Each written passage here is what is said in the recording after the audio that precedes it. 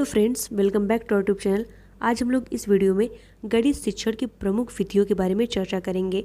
ये सारी विधियाँ जो है आपके seated exam point of view से बहुत ही ज़्यादा इंपॉर्टेंट और हेल्पफुल है। अगर आप लोग को वीडियो अच्छी लगा करे तो अपने फ्रेंड्स के साथ शेयर जरूर किया करिए। चलिए स्टार्ट करते हैं।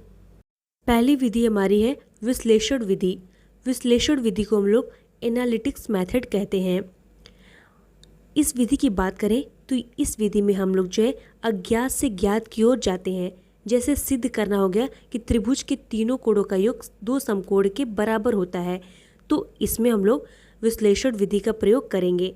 और विश्लेषण विधि का मुख्यतः प्रयोग जो है रेखा गणित को की जो प्रमेय होती हैं उनको सॉल्व करने के लिए जो है होता है, तो ये हम लोग को ध्यान में रखना है।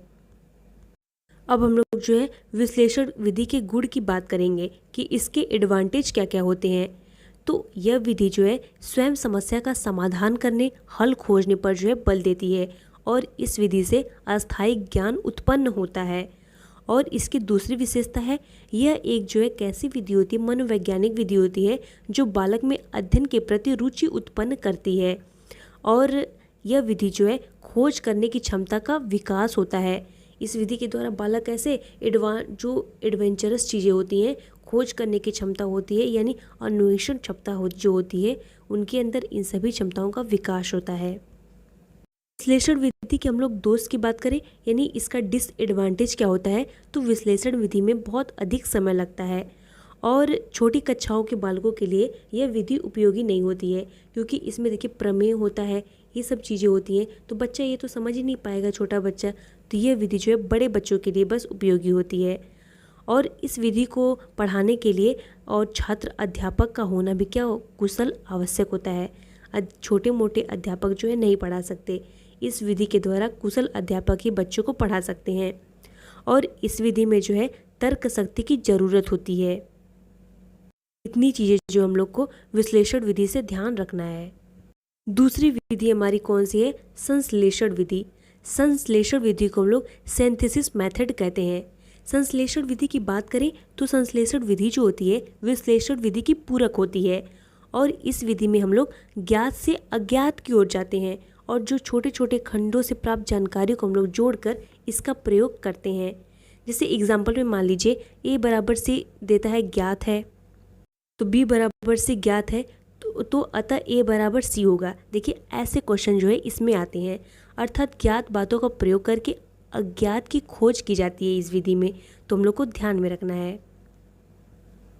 हम लोग संश्लेषण विधि के गुण की बात करें कि इसका एडवांटेज क्या होता है, तो यह विधि जो है सरल, सूक्ष्म और जो है क्रमबद्ध होती है और समस्या का हल जो है जल्दी से निकल जाता है और इसमें कम समय भी लगता है, तो हम लोग को ध्यान में रखना है। और संश्लेषण विधि से स्मरण शक्ति के विकास में मदद मिलती है हमें। और जो मंद बुद्धि के छात्र होते हैं उनके लिए भी ये विधि कैसी मानी जाती है, उपयोगी विधि मानी जाती है। और इस विधि के द्वारा ज़्यादातर जो गणितीय समस्याएं होती हैं हल हो जाती हैं, तो यह विधि जो है बहुत इम्पॉर्टेंट है। हम लोग संश्लेषण विधि के डिसएडवांटेज की बात करें तो यह विधि जो है रटने की प्रवृत्ति पर बल देती है। यह जो है एक तरफ से रटने की प्रवृत्ति पर बल लेने लगती है और इसमें अन्वेषण क्षमता यानी खोज करने की क्षमता का विकास नहीं हो पाता है। यह भी एक इसका बहुत इम्पॉर्टेंट डिसएडवांटेज है जो अक्सर एग्जाम में आता है। और इसमें इस विधि में जो है अर्जित ज्ञान अस्थायी हो जाता है, मतलब कि बच्चा ज़्यादा टाइम तक याद नहीं रख पाता चीज़ों को। और इस विधि से जो है विकास में सहयोग नहीं करती, यह विधि जो है हमारे विकास में सहयोग नहीं करती है। इससे तार्किक क्षमता चिंतन रहित विधि है, यह जो बस तार्किक क्षमता और चिंतन रहित विधि है। इससे जो है बालक में संपूर्ण चीज़ों का विकास नहीं हो पाता। तीसरी विधि हमारी है आगमन विधि। आगमन विधि को हम लोग इंडक्टिव मेथड कहते हैं। ये बहुत ही ज़्यादा इम्पॉर्टेंट विधि है और आपके सीटेड एग्जाम में तो पूछना ही पूछना है कि आगमन विधि से क्वेश्चन पूछा ही जाता है। इस विधि में देखिए क्या होता है, इस विधि में पहले छात्रों के सामने उदाहरण रखे जाते हैं और उसके आधार पर जो है नियम बताए जाते हैं। इस विधि के द्वारा आप लोग भी जो है 8th में 9th में इस विधि का प्रयोग किए होंगे कि पहले उदाहरण बताया जाता है, फिर उसके बाद क्या बताया जाता है, नियम बताया जाता है। देखिए यह इस विधि का जो है 3 प्रमुख कार्य होता है। उसको हम लोग को ध्यान में रखना है। यह विधि जो है विशिष्ट से सामान्य की ओर जाती है। अक्सर एग्जाम में पूछ देगा कि कौन सी विधि विशिष्ट से सामान्य की ओर जाती है, ऑप्शन दे देगा आगमन विधि का, तो आप लोग आगमन विधि लगाएंगे। और यह विधि जो है ज्ञात से अज्ञात की ओर जाती है, और यह विधि स्थूल से सूक्ष्म की ओर जाती है। तो ये हम लोग को ध्यान में रखना है। आगमन विधि के हम लोग गुण की बात करें तो यह एक जो है वैज्ञानिक विधि होती है, और इस विधि के द्वारा स्वयं से कार्य करने का अधिक अस्थायी अधिगम होता है, यानी कि बच्चा कुछ समय तक जो है याद रख पाता है, चीज़ों को जल्दी भूलता नहीं है। और इस विधि का प्रयोग जो है व्यवहारिक और जीवन में लाभप्रद होता है, ये भी हम लोग को ध्यान में रखना है। और इसके द्वारा जो है बालक में स्वयं कार्य करने की क्षमता का विकास होता है, और बालक सदैव कैसा रहता है, जिज्ञासु रहता है, उसकी जो है रुचि बढ़ती है गणित के प्रति, ये भी हम लोग को ध्यान में रखना है। ये छोटी कक्षाओं के लिए जो है उपयोगी विधि मानी जाती है। ये छोटे बच्चों को जो है पढ़ाया जाता है इस विधि के द्वारा, और इसके द्वारा जो है बालक में गणित के प्रति रुचि बनी रहती है। तो ये बहुत इंपॉर्टेंट विधि है। आगमन विधि की हम लोग दोष की बात करें, यानी इसका डिसएडवांटेज क्या होता है, तो यह विधि जो है धीमी विधि है और समय इसमें जो है अधिक लगता है। क्योंकि मान लीजिए उदाहरण देंगे, फिर उसके बाद हम लोग नियम की खोज करेंगे, तो कभी कभी ऐसा भी होता है कि नियम आए ही ना, तो अधिक समय लग जाता है। तो ये भी हम लोग को इसका डिसएडवांटेज हो जाता है। और इस विधि में अधिक परिश्रम करना पड़ता है, और जो है अधिक सोच की आवश्यकता होती है। तो इससे जो है मंद बुद्धि का बालक अच्छे से इस विधि के द्वारा नहीं सीख पाएगा, क्योंकि इसमें अधिक सोच की आवश्यकता लगती है। और अगला है, और इसमें जो है परिणाम पूर्णतः सत्य नहीं होते, कई बार जो है गलत निष्कर्ष भी पहुंच जाते हैं, और उसमें भी बच्चा क्या उलझा हुआ रहता है, तो वह जो है कहीं ना कहीं मैथ के प्रति उसकी जो रुचि है हटने लगती है। और इस विधि का जो है कक्षा में सदैव प्रयोग नहीं किया जा सकता। हमेशा जो है हर प्रश्न को सॉल्व करने के लिए हम लोग आगमन विधि का प्रयोग नहीं कर सकते।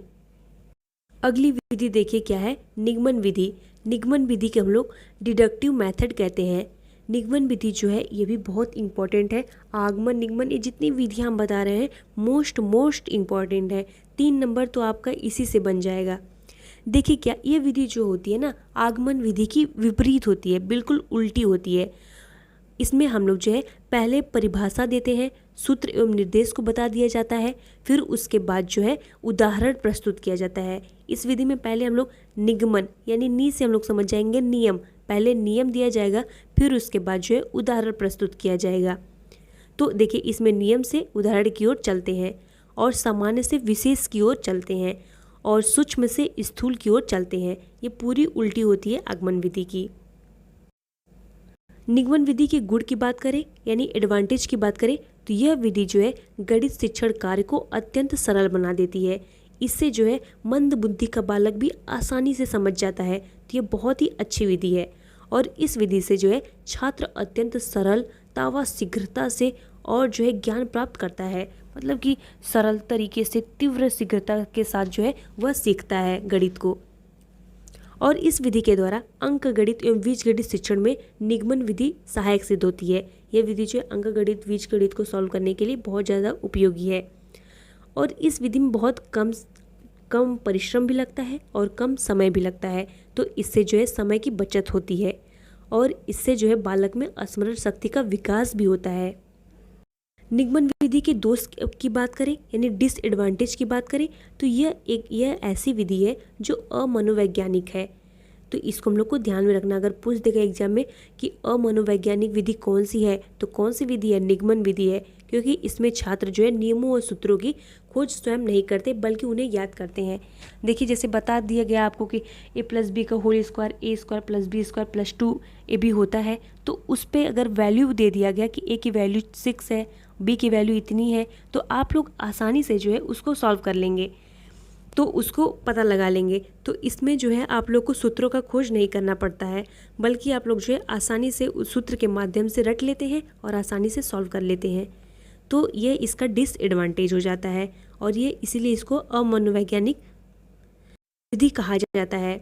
और इसमें मिलने वाला ज्ञान जो है अस्थायी भाव अस्पष्ट होता है। मतलब ये जो ज्ञान होता है ज़्यादा टाइम तक जो है अस्थायी नहीं रहता है, अस्थायी रहता है। 5वीं विधि हमारी है प्रयोगशाला विधि, लेबोरेटरी मेथड इसको हम लोग कहते हैं। प्रयोगशाला विधि जो है बहुत ही ज़्यादा इंपॉर्टेंट है, हम लोग को इसको ध्यान में पढ़ना है। देखिए इस विधि में जो है छात्र स्वयं गणित की प्रयोगशाला में यंत्रों का प्रयोग, उपकरणों तथा अन्य सामग्री की मदद से गणित के तथ्य और नियम, सिद्धांत, सत्यता की जो है जांच करते हैं। इस विधि में जो है करके सीखने पर बल दिया जाता है, यानी लर्निंग बाय डूइंग पर जो है फोकस किया जाता है इस विधि में। जैसे पाइथागोरस प्रमेय को प्रयोगशाला में सिद्ध करना है तो हम लोग जो है किसका प्रयोग करेंगे, लेबोरेटरी मेथड का प्रयोग करेंगे। आप लोग पढ़े भी होंगे या फिर आप लोग प्रयोगशाला में जाके देखे भी होंगे कि पाइथागोरस प्रमेय को जब हम लोग को सॉल्व करने के लिए दिया जाता था तो हम लोग जो है प्रयोगशाला में जाते थे। तो हम लोग को ध्यान में रखना है कि प्रयोगशाला विधि भी जो है महत्वपूर्ण है। प्रयोगशाला विधि के गुण की बात करें, यानी इसके एडवांटेज की बात करें, तो छात्र जो होता है प्रयोगशाला के उपकरणों का कुशल प्रयोग करना सीखते हैं। इसमें जो है वह सीखते हैं कि कैसे उपकरणों का प्रयोग करना है, कैसे हम लोग को जो है इसका उपयोग करके चीज़ों को सीखना है। तो बच्चे जो है इससे सीखते हैं। और प्रयोगशाला में किया गया अधिगम जो है अस्थायी होता है, क्योंकि बच्चे चीज़ों को देखते हैं और जब देखते हैं तो वो उनके दिमाग में बैठ जाता है, तो वह कैसा हो जाता है, अस्थायी हो जाता है। और ये एक जो है रुचिकर विधि हो जाती है, बहुत इंटरेस्टिंग विधि होती है ये। और इससे जो है तर्क क्षमता का भी विकास होता है। इसके दोस्त की बात करें, यानी डिसएडवांटेज की बात करें, तो ये विधि जो है बहुत खर्चीली विधि होती है। क्योंकि देखिए छोटे छोटे अगर विद्यालय हैं, जैसे जहाँ पे ज़्यादा पैसे नहीं हैं, तो वहाँ पे हम लोग जो है प्रयोगशाला विधि का प्रयोग से बच्चों को गणित नहीं सिखा सकते हैं, क्योंकि उसमें बहुत सारी चीज़ें लगती हैं। तो वो जो चीज़ें लगती हैं वो बहुत ही महंगी होती हैं। इससे यह विधि कैसी हो जाती है, खर्चीली विधि हो जाती है। और यह विधि साथ ही जो है छोटी कक्षाओं के लिए उपयोगी नहीं है, क्योंकि बच्चे जो है उपकरण से सीखने की जगह खेलना शुरू कर देते हैं, तोड़ देते हैं, चीज़ें महंगी होती हैं। तो इससे जो है बच्चे छोटी कक्षाओं के लिए इसका प्रयोग नहीं करते। और देखिए इस विधि में कम संख्या वाली कक्षाएं के लिए उपयोगी लाई जा सकती है। अगर कक्षा में ज़्यादा बच्चे हैं तो ज़्यादा उपकरण उपलब्ध कराना थोड़ी मुश्किल हो जाता है, इसलिए हम लोग जो है इस विधि के द्वारा कम बच्चों को बस सिखा सकते हैं। अगली विधि देखिए क्या है, अनुसंधान विधि। अनुसंधान विधि को क्या कहते हैं, ह्यूरिस्टिक मेथड जो है कहते हैं। देखिए आपके सीटेट एग्जाम में कभी कभी ह्यूरिस्टिक को हिंदी में लिख के जो है दे देता है ह्यूरिस्टिक विधि, तो आप लोग कंफ्यूज मत होइएगा। अनुसंधान विधि, ह्यूरिस्टिक विधि, खोज विधि, योजना विधि, ये सारी विधियाँ इसी को ही कहा जाता है। तो चलिए देखते हैं। ह्यूरिस्टिक शब्द का एक ग्रीक ह्यूरिको शब्द से आया है। जो हमारा ह्यूरिस्टिक शब्द है यह ग्रीक शब्द ह्यूरिस्को से बना है, जिसका अर्थ होता है मैं खोज करता हूँ। और ह्यूरिस्टिक विधि की खोज किसने की थी, तो हम लोग को ध्यान में रखना है आर्मस्ट्रांग ने जो है की थी। यह एक नंबर में ज़रूर पूछता है कि अनुसंधान विधि या ह्यूरिस्टिक विधि की खोज किसने की थी, आर्मस्ट्रांग ने की थी। हमने जो आप लोग को गणित का मैराथन क्लास पढ़ाया है उसमें भी जो है प्रश्न पूछा गया है कि ह्यूरिस्टिक विधि की खोज किसने की थी, तो यह ध्यान में रखना है। जो ह्यूरिस्टिक विधि होती है यह स्वयं करके या फिर खोज के अपने आप में जो है कुछ करके सीखने पर बल देती है, तो हम लोग को ध्यान में रखना है। यह विधि जो है लर्निंग बाय डूइंग पर फोकस करती है, तो हम लोग को ध्यान में रखना है, यानी करके सीखने पर जो है ध्यान देती है। और इस विधि का प्रयोग जो है विज्ञान के लिए भी किया जाता है। और इस विधि में शिक्षक किसी विषय वस्तु के बारे में सीधे सीधे नहीं बताता, बल्कि क्या करता है, बच्चों को जो है प्रश्न दे देता है और उसको जो है खोजने के लिए कहता है। इससे जो है बालक निष्क्रिय नहीं रहता, बल्कि वह जो है खोज करता है, अन्वेषण करता है, जिससे वह आविष्कारक बन जाते हैं। तो यह भी ध्यान में रखना है। अनुसंधान विधि या ह्यूरिस्टिक विधि बहुत इंपॉर्टेंट है। ह्यूरिस्टिक विधि के गुण की बात करें तो इस विधि द्वारा जो है छात्र में तर्क करने, कल्पना करने, चिंतन करने, निरीक्षण करने, तुलना आदि का जो है विकास होता है। इससे जो है बच्चे में क्या बहुत ही ज़्यादा तर्क शक्ति का विकास होता है। बच्चा जो है एक वैज्ञानिक की तरह सोचना प्रारंभ कर देता है। और गणित शिक्षण में यह विधि जो है बहुत ज़्यादा लाभदायक सिद्ध होती है, ये हम लोग को ध्यान में रखना है। यह विधि जो है छात्र को ज्ञान की ओर करने की स्थिति रखती है, मतलब कि ज्ञान की खोज करने की स्थिति में रखती है कि बच्चा कुछ न कुछ जो है सीखता रहता है, खोज करता रहता है। और इस विधि में जो है छात्रों को स्वयं गणित कार्य करने हेतु प्रेरित करती है और स्वाध्याय की आदत का निर्माण कर देती है।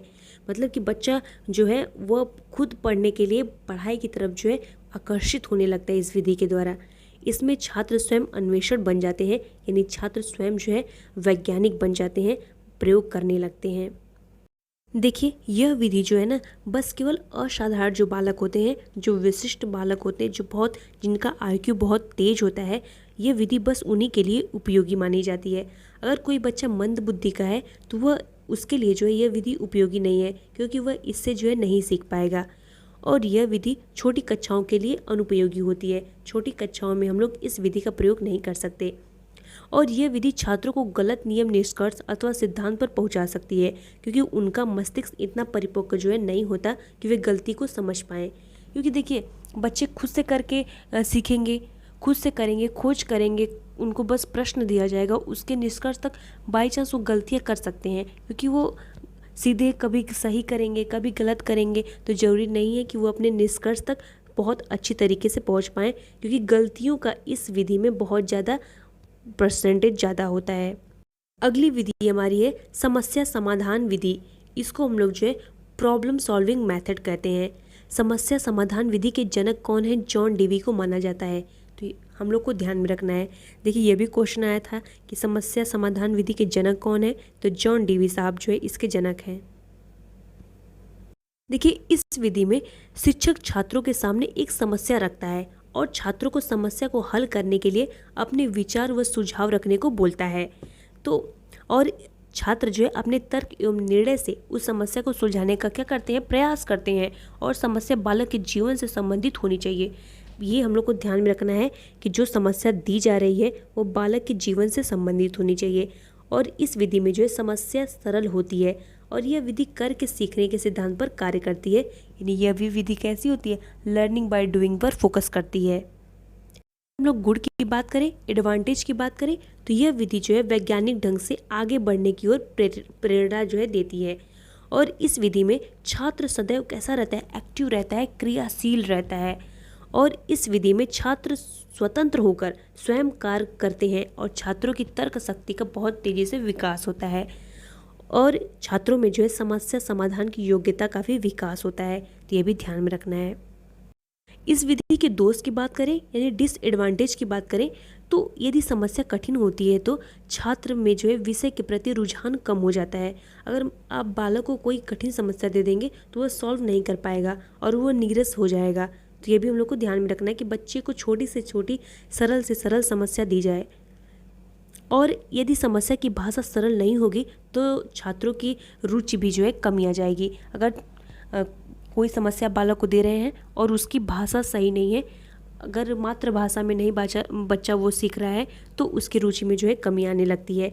और इसमें यह भी एक प्रॉब्लम होता है कि समस्या समाधान विधि में समय अधिक लगता है। तो यह भी हम लोग को ध्यान में रखना है। अगली विधि देखिए क्या है? प्रयोजन विधि। प्रयोजन विधि को हम लोग क्या कहते हैं? प्रोजेक्ट मेथड जो है कहते हैं। इस विधि का सर्वप्रथम प्रयोग जो है किलपैट्रिक ने किया था। देखिए बहुत ज़्यादा इंपॉर्टेंट है, एग्जाम में पूछ देगा कि प्रयोजन विधि यानी प्रोजेक्ट मेथड के जनक कौन है, तो या फिर पूछ देगा सबसे पहले प्रयोग किसने किया था, तो किसने किया था? किलपैट्रिक साहब जी ने जो है किया था। तो ये ध्यान में रखना है। और इस विधि में जो है संपूर्ण कार्य को योजना बनाकर किया जाता है और इसमें किसी भी समस्या के समाधान के लिए छात्र स्वयं अपनी तर्क शक्ति के द्वारा कार्य करता है और जो उसको हल कर जाता है। तो ये भी ध्यान में रखना है। विधि की गुण की बात करें तो देखिए इसका एडवांटेज होता है कि छात्र में क्रियात्मकता, सृजनात्मकता शक्ति का जो है विकास होता है। छात्रों में निरीक्षण, तर्क और निर्णय लेने की क्षमता का भी विकास होता है। तो हम लोग को ध्यान में रखना है। और इसके दोष की बात करें तो इसके प्रयोग से सभी पाठों को नहीं पढ़ाया जा सकता, यही इसका मुख्य दोष होता है। अगली विधि हमारी क्या है? व्याख्यान विधि। इसको हम लोग लेक्चर मेथड कहते हैं। वैसे तो व्याख्यान विधि का हम लोग जो है गणित में ज़्यादा यूज नहीं कर सकते, क्योंकि व्याख्यान विधि के द्वारा जो है हम लोग इतिहास, भूगोल, नागरिक शास्त्र, संविधान ये सब चीज़ें तो पढ़ा सकते हैं, लेकिन गणित को व्याख्यान विधि यानी लेक्चर मेथड से पढ़ाना थोड़ा सा कठिन हो जाता है। देखिए यह शिक्षण की सबसे प्रचलित विधि है और इस विधि में जो है एक शिक्षक किसी विषय या समस्या के बारे में व्याख्यान देता है। व्याख्यान तर्कपूर्ण, व्यवस्थित तथा आकर्षित होना चाहिए ताकि छात्र का ध्यान विषय पर केंद्रित रहे। इस विधि में प्रश्न उत्तर तथा उदाहरणों का प्रयोग किया जाता है। इसके गुण की बात करें यानी इसके एडवांटेज की बात करें तो ये किसी विषय को पढ़ने की सबसे सरल विधि होती है और इसमें छात्र का ध्यान जो है विषय पर केंद्रित रहता है।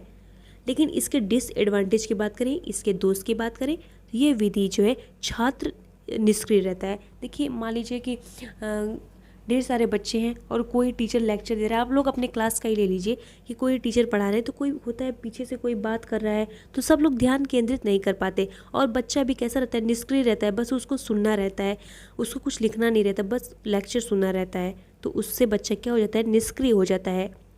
और ये विधि जो है करके सीखने पर बल नहीं देती है और इसमें जो है इंडिविजुअल डिफरेंसेस पर ध्यान नहीं दिया जाता।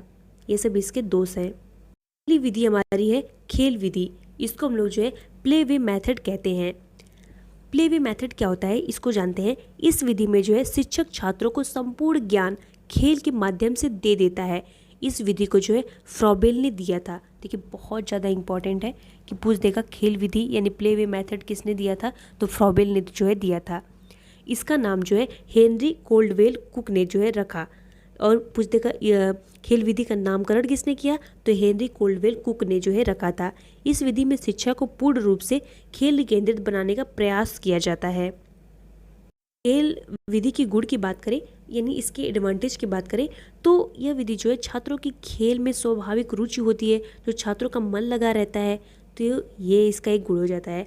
और इस विधि द्वारा जो है बच्चों का सर्वांगीण विकास होता है। देखिए इस विधि के द्वारा जो है शारीरिक विकास होता है क्योंकि खेल के माध्यम से सीखता है, मानसिक विकास होता है और सामाजिक विकास होता है। सारे विकास इस विधि के द्वारा होते हैं।